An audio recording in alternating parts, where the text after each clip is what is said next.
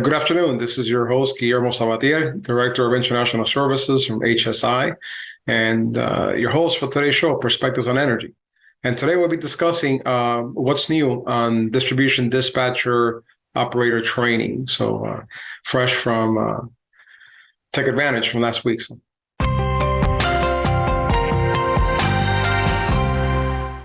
Okay, again, welcome to the show, and glad to have you here again with me on this episode of ThinkTech Hawaii, Perspectives on Energy. Earlier this week, I traveled to Nashville, Tennessee to attend the TechAdvantage conference hosted by the AREGC, the American Rural Electrical Generating Co-op. And these cooperatives, electrical cooperatives, right, are have an interesting perspective on this transition to our carbon-free future, right? So, and I was really interested as far as what they were facing when it came to dispatcher training, specifically distribution dispatcher training. A lot of these co-ops are mainly the distribution providers. They usually get most of their source is usually a transmission and generation cooperatives or sometimes major utilities. So for the most part, they're not mainly generation co-ops, right? Some of them do. Some of them have their own generating resources, but that on its own is presenting as challenges, right? Because of the fact that a lot of them don't own transmission facilities. So most of them are all distribution level.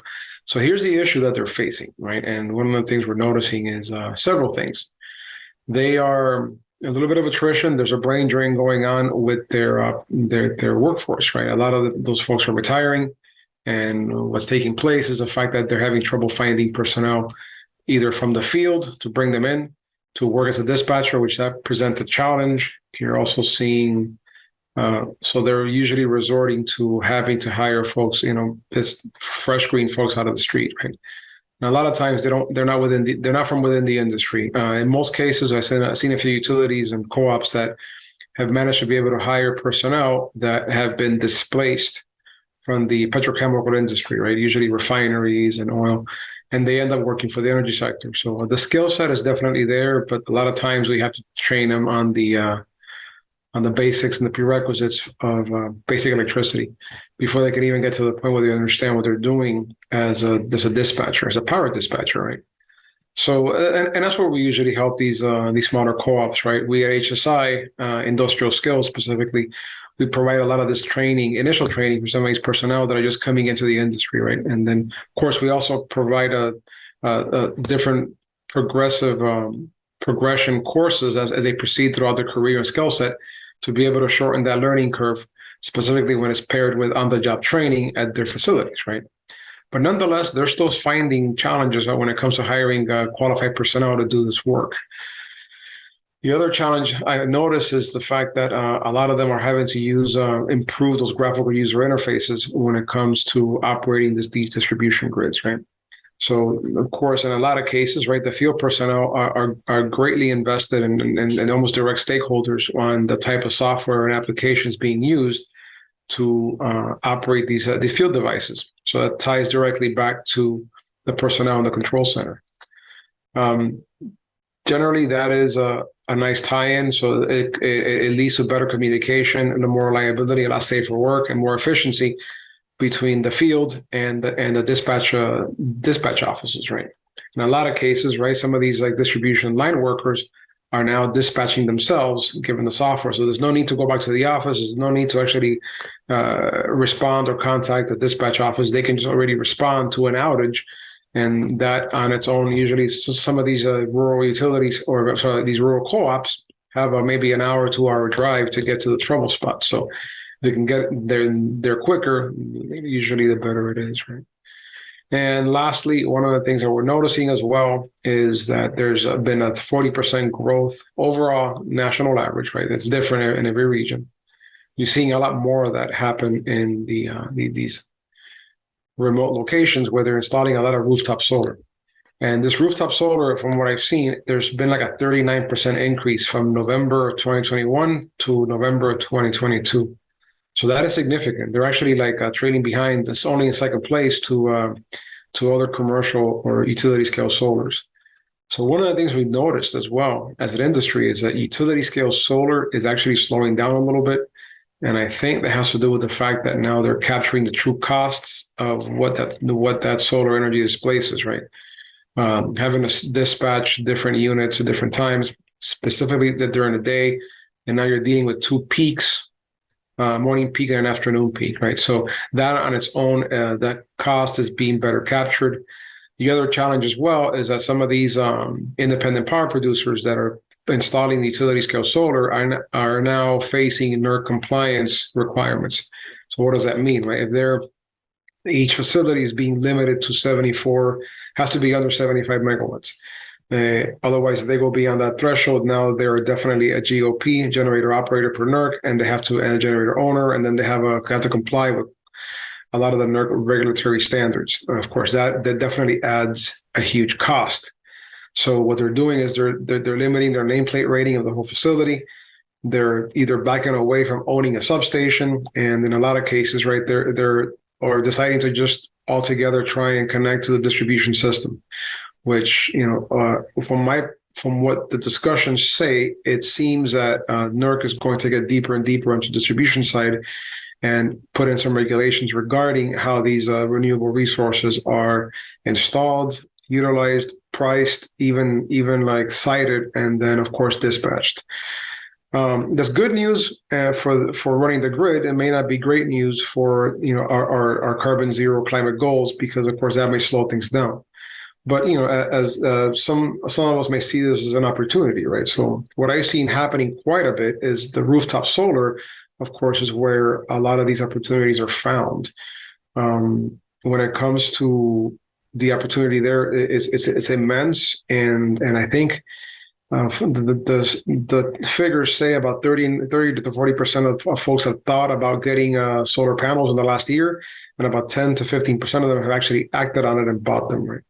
So ultimately, the only real barrier to doing this is whether the investment is worth it, right? Because if you're at a state where you're only paying 11 cents a kilowatt hour, like in Florida, even though there's a sunshine state, is really not worth it. And not to mention the fact that putting solar panels on your roof now adds an element of liability, especially when it comes to insurance, right? So your insurance rates might go up quite significantly if you're putting this giant sail on your roof. But in other areas where hurricanes aren't a concern as much, then then it's definitely worth it, especially when the kilowatt hours are at a price point where getting solar panels are definitely worth it, and the return on investment will actually pay off, right? So, given that, for example, you're seeing a lot of these rooftop solar, I guess, customers actually like beginning to have an impact on the way power flows on the distribution system, right? So, what that does for example, pole top transformers, secondary buses, single phase laterals, right? A primary, and all that power going back through the laterals, through the feeders, all the way to the substation, of course, is changing the way power flows, right? So during the day, you're seeing what we would categorize as a voltage problem in this situation, more like a power quality issue. At some point, they have to change regulator settings and transformer settings throughout the day to be able to manage these voltage issues, because now you have a source of a power source at what used to be almost every service drop, or at your loads. So given that problem, right, you're seeing a change in the way there also becomes a maintenance issue, which at the end adds a cost to maintaining power quality. This is something that could be managed later on, but from a perspective of a distribution dispatcher, this is going to have to impact the way they operate, which now requires a little bit of different training. So they will transition from being a dispatcher to a distribution power system operator, and which of course requires quite a bit more knowledge and quite a bit more experience. Thankfully, we have a lot of solutions available for that as well when it comes to simulation training, and then also like applications, right, where they can actually get a feel for what how the system behaves if they have significant DER resources out there, distributed energy resources at the distribution level, or even if they have it at the rooftop level at different for different residential customers, right?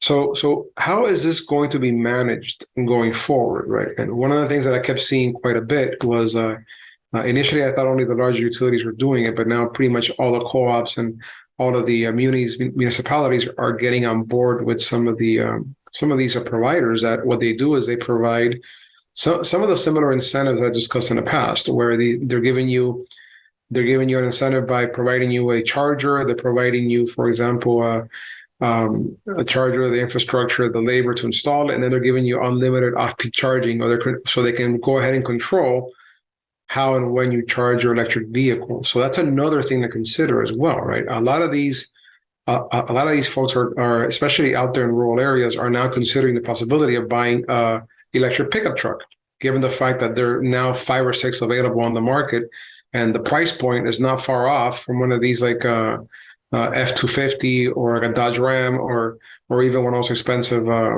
Ford Super Crew Lariat, for example. So the prices are almost the same. And for them, it's having a vehicle they can charge at home without having to make a trip to the gas station is definitely attractive, right? So with this regard, and now not only that though, it's not quite Tesla yet, but pretty much all the other automakers are on board with the idea of allowing the utilities to dispatch the energy stored in these electric vehicles. So that's going to be another potential source that the distribution dispatchers will have to contend with when it comes to managing their system. It will no longer be a radially fed distribution system. Now it's going to be something that looks more like a power system, right? With different dynamics and power moving back and forth. And if you add to that the automatic feeder sectionalizers or the automatic feeder reclosers out there that will pick up the energized load, this can become an interesting challenge for some of these operators, right? So how do we address this going forward? And so one of the solutions that we're looking at, of course, is as an industry is really improving dispatcher training. And the way they do that really is by having a closer integration or at least a partnership with their bulk electric system transmission system operator training. In a lot of cases, right, this really accounts for having more joint drills or at least more joint training or more importantly, cross training. What a lot of distribution companies don't or organizations or distribution providers, for them, usually the concept of actually managing their load, specifically during the event of a blackout, right? If you have a system blackout, for them, for the transmission operator or even the reliability coordinator or even the generator operator or the balancing authority, restoring customer load is not a priority. Customer load is merely a tool to balance generation that you're putting online. And that is a concept that was difficult for the distribution providers to actually get around, because for them, it's always been restore the customer, and they don't understand that customer load isn't going, picking that up isn't going to be a priority until far after you've restored the stability to the transmission system and the bulk electric system, right? So really for them, that first concept of getting those joint drills of a restoration process was one of the hurdles. But now with this training, we're seeing more of them understanding why you are, as a distribution provider, right? Your role in that blackout restoration training and the actual process becomes more important, right? Because now you can actually help the distribution transmission operator and the balancing authority balance that those small pockets of new generation that you just put on from a black start resource, so they can actually at that point help fine tune those loads and restore it more reliably and a lot quicker as well. The other challenge we're seeing is that the likelihood of that data, that field data is being shared, for example, the feeder breaker statuses, station statuses, that information may be something that they need to be shared at some point so they can have visibility into each other's systems, at least not deep, but at least as far as the substation and maybe as far up as the actual transmission line, right? So in that case, they should be able to see into each other's systems, but we'll see how that works with some of the FERC standards of conduct restrictions, right? But during an emergency, that shouldn't matter.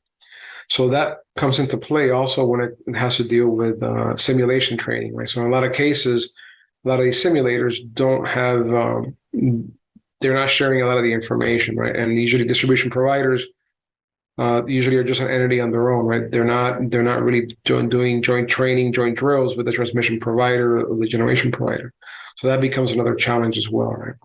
So in this case, having that common database that can be updated real time and accessed real time by both sides is important for real time operations. But it'll be even more important in order to do, for example, a joint restoration drill or a joint dry run or even a simulation that they can all work on together. So that will become a really important thing in the next few years, right? So we'll see where that goes, because in a lot of cases, what they call it the distribution management system, or DMS, is a software suite that usually is completely separate from, or even a completely different vendor as compared to the EMS, which is the energy management system that's normally used by transmission, right? So we'll see where that leads, but I'm confident that strides are being made towards, if not unifying these training programs on both sides, at least working together a lot more closely with between distribution and transmission operations, right? Those that run the bulk electric system versus those that run the distribution providers. So with that in mind, right, it's interesting to see how these renewables, right, are impacting these munis and these co-ops, right, especially distribution co-ops, because of the fact that a lot of them, especially if they own some generation that happens to be coal, the majority of them have a lot of them are burning coal, and they're retiring a lot of those coal plants, or a lot of them have like they don't own the entire output of the plant, they own a portion of it. So whenever these larger plants shut down, and when they're part of that power pool agreement, what's happening is they're replacing that with solar or wind, and very, very, very, very little storage. So in a lot of cases, what they're trying to do is repower these plants using natural gas, but that's if natural gas is available nearby with a pipeline. So having this rooftop solar could be a resource. Having these EVs, these batteries are a great amount. It's really interesting as far as the energy that can be stored, and then use support their grid, their network, or their system. And the cost wouldn't be as bad as, for example, building new transmission lines, building a new pipeline, or even, for example, building a new power plant. So definitely a lot of opportunities there. And I see this happening within the next 2 or 3 years, something more widespread. So, and I think that benefits everybody. It benefits the utilities quite a bit, especially if they're the ones that can control and dispatch those resources, right? And they'll pay an incentive for some of these EV owners and these prosumers, right, that both consume energy at the house, but they're also consumers as well. So they're going to have solar panels, they're going to have cars that are electric vehicles, and they'll be both generating electricity and storing it, but then they'll also be supplying it to the grid as needed, right? So this, of course, they can charge a peak price when the utility needs it, and for them, it's a good opportunity to make money on that investment of solar and the investment of an EV.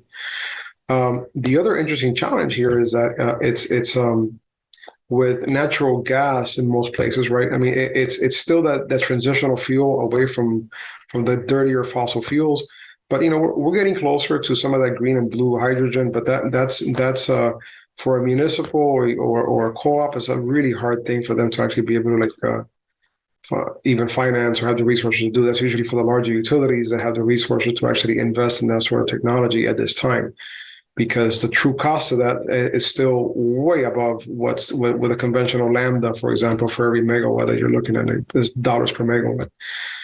But I mean, a lot of them are even looking at the whole idea of small and micro modular reactors. And I said in the past, that's the thing that's going to be interesting for these smaller communities, right? Especially when you have like 10, 12 different cooperatives, a lot of them will be able to actually supply their entire load using these smaller reactors that provide 30, 40, 50 megawatts, and at a price much lower than, for example, building a pipeline to repower an old coal plant, which probably wouldn't be that efficient anyway.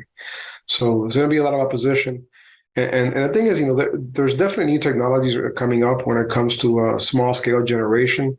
But again, a lot of that, it's the cost, right? I mean, it's great that it's zero carbon. It may be reliable at some points, but the cost right now of dealing with that is forget about development.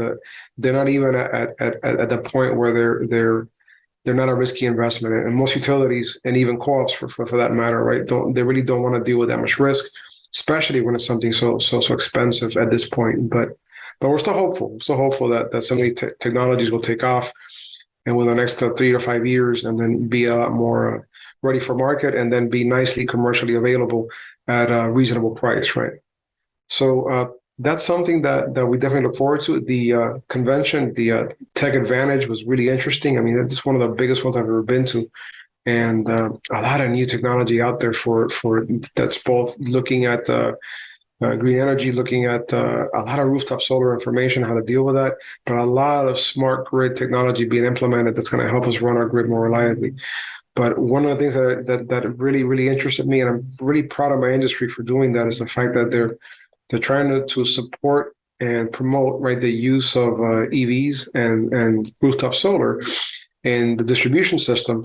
And then, of course, getting ahead of it so they can manage it, right? And then that's really the best approach, and the approach should have taken long ago, rather than trying to, do this whole full speed ahead at any cost idea of putting out utility scale solar with these independent power producers. And then, these sites are great for like maybe 5 to 6 hours a day, but the rest of the day, they're not really doing anything for you.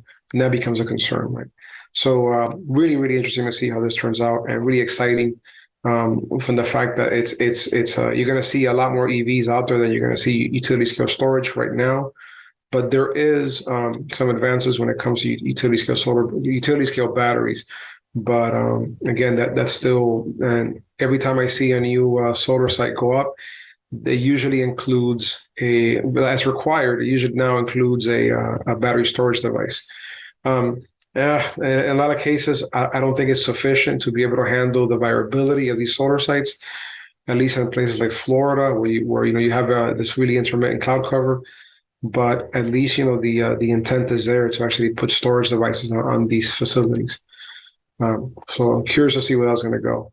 And I'm also very pleased to see that the true cost of putting in these renewable resources everywhere in at the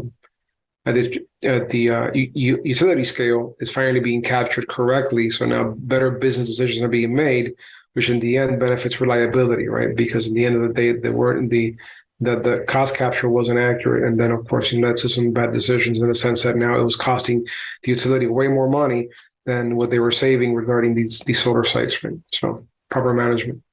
Right, so hopefully I'll have some more information in a following segment regarding what's happening with distribution dispatcher training, and how they're transitioning over to becoming a distribution power system operators. So really interesting what's happening here, and hopefully we will find we'll have more information for you soon regarding where that's going. Well, thank you. That's all we have for today. And if you have any questions, drop a comment below, and then make sure you hit the like and subscribe to this video. And I look forward to hearing from you. And if I try and respond to comments as soon as I can. Sometimes I don't get around to them for quite a bit because I do work quite a bit of hours normally, but I always enjoy doing these video live streams and interacting and engaging with the viewers. So if you feel like you want to share something with me and perhaps educate me further, then again, I always invite a good conversation, and I may even invite you on the show. We have a good discussion on this, right? Productive discussion. Right. Well, thank you. That's all we have for today, and it's all the time we have. And then again, thank you for listening and for tuning in and watching, and we'll talk to you again soon. Have a wonderful day.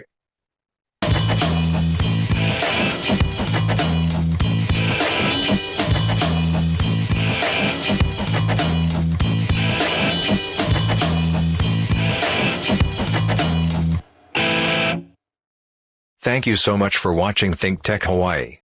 If you like what we do, please like us and click the subscribe button on YouTube and the follow button on Vimeo. You can also follow us on Facebook, Instagram, and LinkedIn, and donate to us at thinktechhawaii.com. Mahalo.